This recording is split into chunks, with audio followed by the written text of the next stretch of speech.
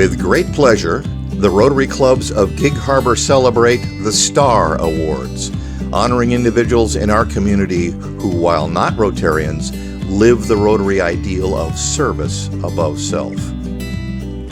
Tonight, we honor 3 more individuals who embody this ideal of service. Chosen by the Midday Club is Monica Wolf. Chosen by the North Club is Dr. Ann Bowers. And chosen by the Morning Club is Betty Lilienthal. In addition to this public recognition here tonight, each Star Award recipient is also given the honor of becoming a Paul Harris Fellow. As new Paul Harris Fellows, Monica, Ann, and Betty are in good company, including U.S. astronauts Neil Armstrong and James Lovell, Russian President Boris Yeltsin, British Prime Minister Winston Churchill, animator and the original Imagineer Walt Disney, U.S. President Franklin D. Roosevelt, UN Secretary General Javier Perez de Cuellar, creator of the Salk vaccine Jonas Salk, and our own U.S. Congressman Derek Kilmer, and many other local Rotarians. Over the past decade, 39 remarkable individuals have been selected as Star Award recipients, each chosen because of a visible commitment to service in our local communities and beyond. Each honoree has taken responsibility for leadership as they contribute significant personal time and effort to the causes they've chosen. Clearly not motivated by the desire for recognition, each Star Award recipient has chosen to serve simply because he or she saw a need and chose to respond by getting personally involved. Each has demonstrated enthusiasm, dedication, and a willingness to serve in a way that has changed lives and has inspired us.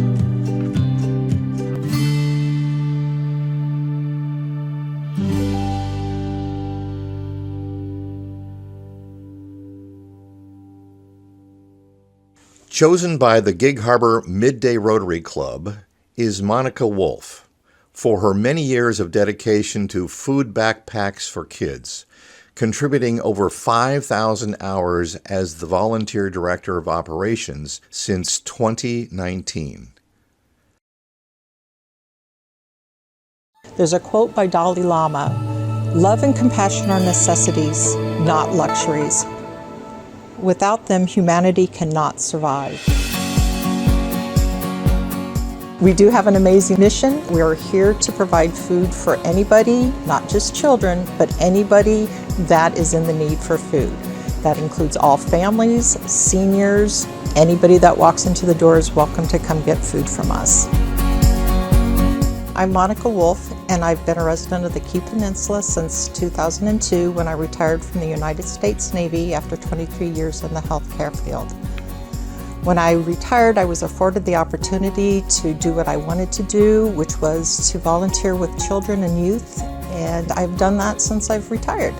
I've started hearing about food backpacks for kids, showed up at their office one day, met with them, came into the warehouse and watched how the backpacks were being filled, and I decided that this was a perfect fit for what I wanted to do, which was to take care of kids in hunger, to help them mold themselves, and just become the best that they could be. My background in the military has enabled me to be able to manage the warehouse, make sure that we always have a readily available supply of food, that we stay well within our budget. It also has allowed me to be able to communicate with other volunteers within the organization to ensure that the mission gets accomplished. Prior to March of 2020, Food Backpacks for Kids provided 450 backpacks weekly to 14 schools within the Peninsula School District. As soon as the district announced that schools were shutting down to COVID, our model changed to a drive-through food distribution at 3 locations on the Key Peninsula and Gig Harbor. By June of 2020, Food Backpacks for Kids was mobilizing a community to accept and distribute over 20,000 pounds of food each week. We learned how to transport and store a tremendous amount of food in limited space and then get food to families in need while preserving their dignity.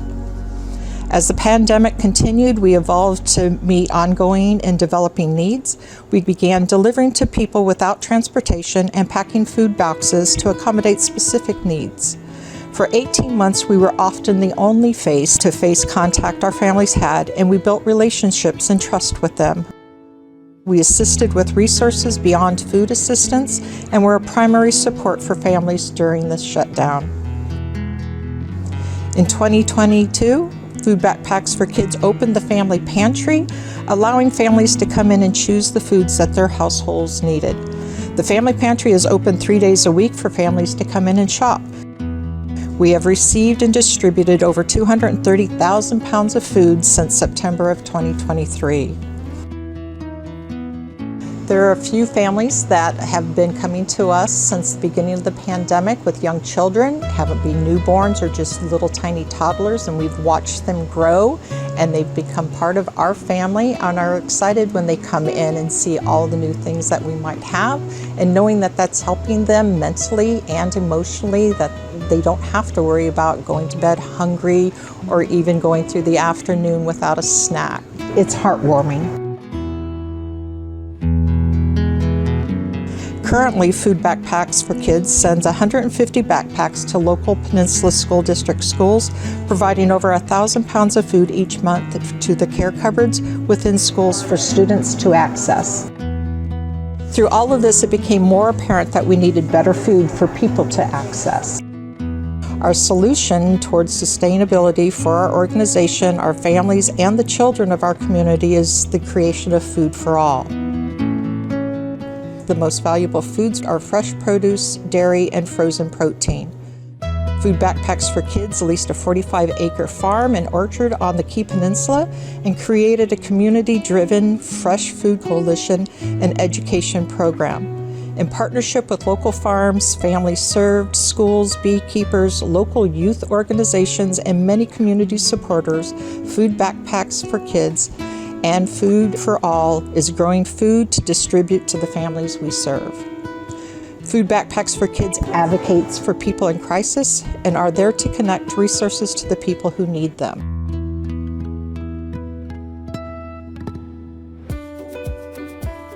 Our programs include an annual clothing giveaway. We've done our 5th annual clothing giveaway, and it was a huge success where many families come to rely on new-to-them clothing. Summer Lunch in the Park, where we hand out sack lunches that are distributed in 4 different parks in 2 low-income housing communities, and we average 700 lunches a week.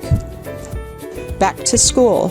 After the Children's Home Society closed in the Key Peninsula area, Food Backpacks for Kids hosted the annual Back to School event where over 250 children were outfitted with new clothes, school supplies, and other resources.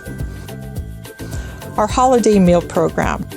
Every holiday season, the Food Backpacks for Kids family pantry is stocked with food families request for traditional holiday meals, including either a turkey, a whole chicken, or a ham. Home delivery is available for this program. The Family Resource Center.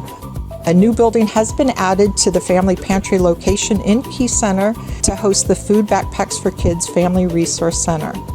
While the Resource Center is under development, the center will provide free diapers, diaper wipes, feminine hygiene items, household supplies, and resource navigation support.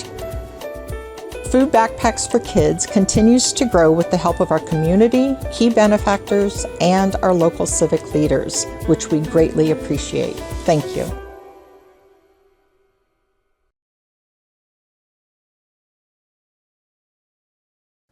Chosen by the Gig Harbor North Rotary Club is Dr. Ann Bowers, a distinguished emergency room physician at St. Anthony's Hospital and a volunteer with the Kitsap County chapter of Washington Explorer Search and Rescue.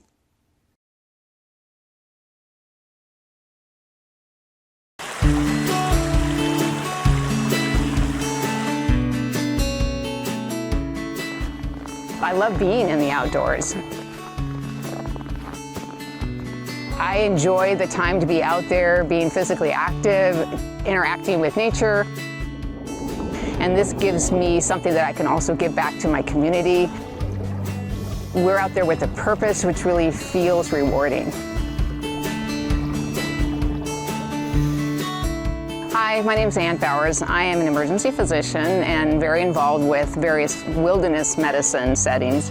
I've been pretty lucky to have been out in the outdoors for most of my life, and as I got further along, it seemed like everybody was looking to me for medical advice when we were out doing wilderness activities. My two sons are both Eagle Scouts, and when they got involved in scouting, I became a wilderness first aid instructor, so that helped me to teach Scouts and their parents how to be more prepared for medical emergencies on their wilderness adventures. I got involved with ski patrol because my friends who were involved with ski patrol were helping me to teach the wilderness first aid, and now it's payback. I helped them by being medical advisor there. I'm actually now involved with the Boy Scouts of America on a national level and do a fair amount of helping to develop medical protocols. We teach other people to become wilderness first aid instructors. When I started teaching wilderness first aid, first of all, our Scouts needed to be certified to go on one of their adventures. And so I became an instructor and taught our course. And it was a couple of months after that, that one Scout died in Utah of altitude illness. And then a couple of months later, another died in Texas of a heat stroke. And I felt that those deaths weren't necessary, that if people had had better understanding of what they were dealing with in the wilderness, that those could have been prevented. And that inspired me to step up on a local level where I was in Eugene and to help coordinate a first aid course for our scouting organization. The basic wilderness first aid course goes for 2 straight days, covering a variety of different topics about wilderness medicine, and we usually try to incorporate some type of skill stations and some active trying to resolve a artificial scenario, which we sometimes will do moulage and make people up as if they have injuries so that they're trying to react to something they physically can see. Search and rescue is something that I'd been interested in for quite some time, but I really didn't have time to do that until my kids graduated. And then I moved up to Washington 2 years ago. Last year I joined up with Kitsap Search and Rescue, and this year I am training to become a team leader, but also I've been asked to be the medical advisor for the unit.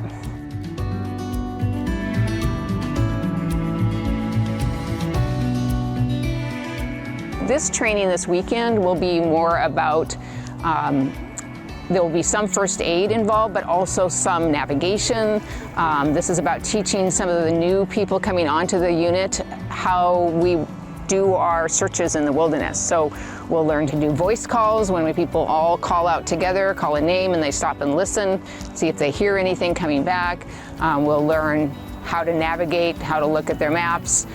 So there's a lot of different things involved in doing the search, because we are not just searching on trails, we're searching through the backcountry. So we will also do different spacings, kind of walk through looking for things. Sometimes we'll be doing something very tight, looking at the ground as if we're doing an evidence search. So we'll practice all of those things and get a sense for what it's really like to be out there. And then we'll put up a shelter and we'll sleep. Search and Rescue's really a great organization. This is a team of trained volunteers. We go out on a moment's notice to help find people who are lost both in urban settings and in wilderness settings. We do search for medical evidence for criminal investigations.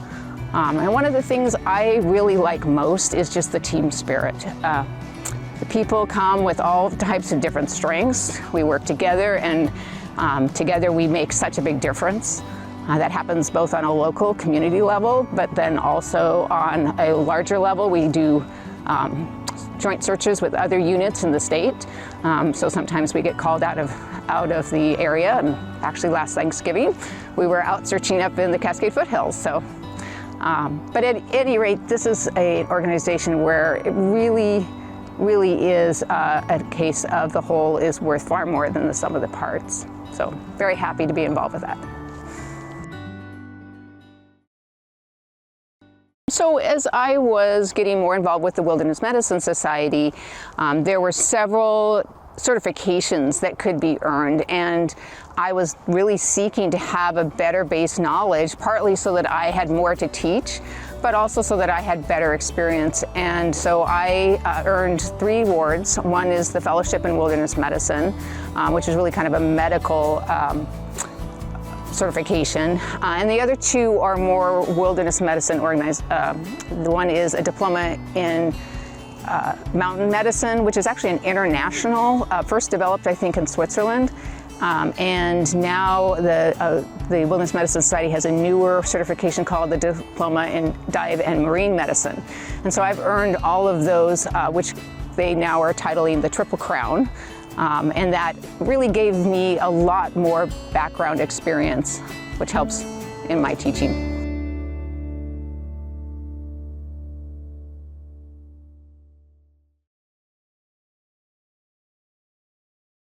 Chosen by the Rotary Club of Gig Harbor Morning is Betty Lilienthal for her extensive volunteering and advocacy on behalf of seniors in the Gig Harbor and Key Peninsula communities.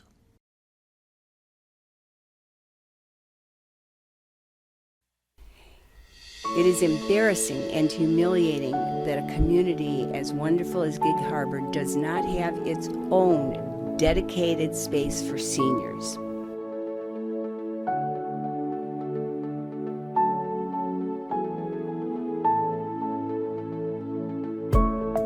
Since the 60s and throughout my corporate career, I have worked to help put food on the table, but I volunteered to feed my soul. It is clear to me that if you share a passion and you believe in a cause, it will be infectious. In 2009, I discovered the newly opened Gig Harbor Active Senior Center. Active, that was the word. I found a new passion, a new opportunity to volunteer, advocating for seniors. In 2019, that collapsed. We seniors lost our forever home away from home. And in my early 80s, I felt abandoned and frustrated. I have always tried to bring people together by building relationships, by meeting, by talking. So I just started talking and meeting with people, and eventually we formed the task force. Consisted of senior club members, Penn Met Parks, Boys and Girls Club, the City of Gig Harbor, the County of Pierce, and others. We formed a board of directors and I became vice president. Then we joined forces with the Greater Gig Harbor Foundation, and while we were trying to keep the seniors together, bang, 2020 hit, and COVID hit us right between the eyes. We made arrangements to get fresh produce, dairy products, box lunches to the homebound seniors. Gary Parker from Barbecue to You and Camp Seymour, YMCA, prepared subsidized lunches, and we got 20 volunteers and we delivered over 1,200 meals. Rotary was an enormous support, not only with substantial monetary aid. Jill Guernsey gathered a group of Rotarians together to help deliver these meals to these housebound seniors. When I realized how difficult it was for seniors to get their COVID vaccination appointments, I called Dr. Francis Mercado at St. Anthony's Hospital, and together we created a team of volunteers to set up COVID vaccination appointments for seniors. We made over 700 phone calls, got over 300 seniors vaccinated. I am so proud of those volunteers and of what we accomplished. In October of 2021, I gathered a few seniors together to attend a Penn Met meeting. I stressed the lack of senior services from Penn Met. Parks for All, Parks for Life. Allie Buchis, Executive Director, and her team heard us, and they began to offer senior programs. Allie, thanks for listening and for responding. No dedicated space, but it's a healthy start. Penn Met went from 0 dedicated senior hour programs to now over 10,000. I cannot express how grateful I am for all that Penn Met has accomplished in these several years. Just look at how far we've come. Gary Parker and Joe Hillier heard our story and they formed Olympic Civic Services, a nonprofit. OCS has been providing free movies to seniors the last Friday of every month the last 2 years. And they also subsidize some of the Penn Met Park senior programs. Gary tells me OCS empowers seniors, veterans, and youth to live a vibrant, fulfilling life through programs that inspire connection, growth, and community. OCS builds a stronger, more united community where every person can thrive. Katrina Knutson, City of Gig Harbor Administrator, has been so supportive. She says, and I quote, "Gig Harbor is eager to participate in partnerships that ensure our senior population has a comfortable place of belonging, a place to gather, to connect, to receive services. We, the city, have made a commitment to collaborate with community groups to create a dedicated place for seniors. And there is money in the budget to attain these goals." Thanks, Katrina.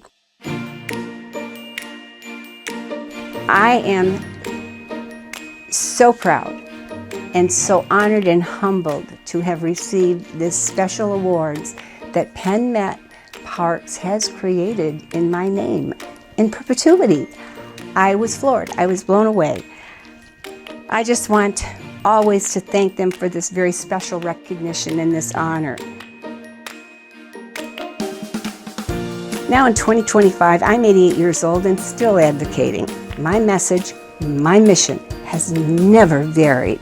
Where there are healthy seniors, there is a healthy community. Gig Harbor is a very desirable community. It's a great place to live for seniors, but we need a permanent, dedicated place for seniors where we can hang our hats and hang our coffee mugs. I will continue to work with others for seniors. Penn Met Parks, City of Gig Harbor, Pierce County, and nonprofits. I ask that you look at your resources, properties, assets, and work together with others to find a solution for these senior needs. Together we can make it happen. And I ask, what can I do to help?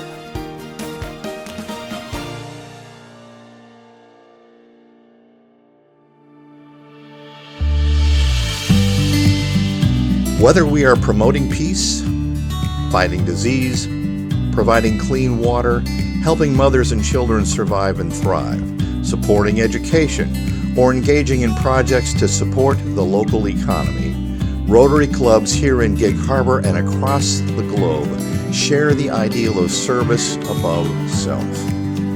We are honored and proud that tonight, through the Star Awards, we have once again had the opportunity to recognize members of our community like Monica, Ann, and Betty, who share our commitment to service. On behalf of a grateful community, we thank you.